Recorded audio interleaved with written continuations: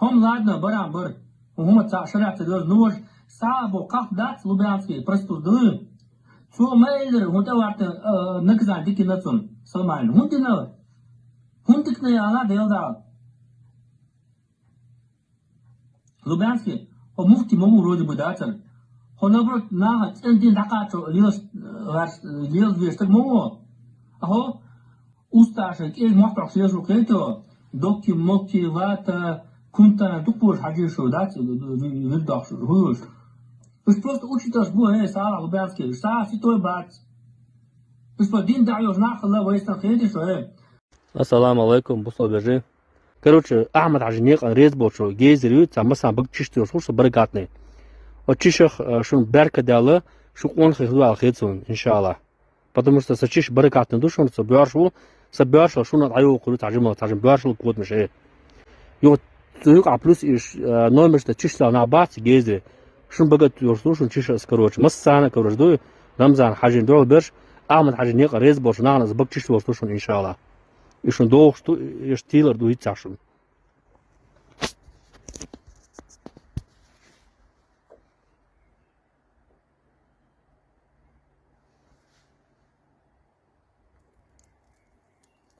Когда Саид Хусейн Магомадов был против кадыровских наместников-оккупантов, его, как это обычно делают кадыровцы, называли больным.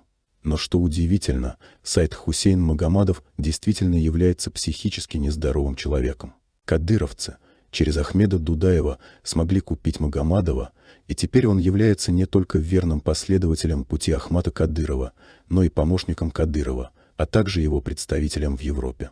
Проще говоря, кадыровцы на полном серьезе назначили больного на голову человека своим министром иностранных дел. Удивляться этому не надо, ведь Саид Хусейн Магомадов по уровню своего развития и умственных способностей ничем не хуже рядовых кадыровцев. И совсем недавно новоиспеченный министр иностранных дел кадыровцев поразил нас своей яркой дипломатической акцией, помочившись на камеру.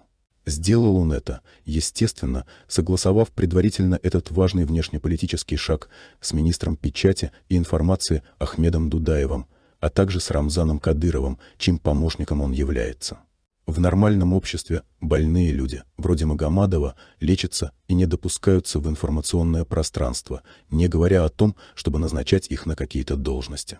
Но на пути Ахмата Кадырова они являются ценными кадрами, занимающими важные должности, ведь нормальный человек нужной им работой заниматься не будет. Короче, дело дошло до того, что мы начали ностальгировать по кадыровскому джамбоксу. Джамбокс, вернись, мы потеряли все, что ты построил. С тобой было намного веселее и лучше. Мы хотя бы развивались, слушая твое словоблудие. Они деградировали, смотря, как помощник Кадырова и министр его иностранных дел мочатся на камеру. Вернись, Джамбокс. Обещаем, что даже не будем никогда упоминать Самиру.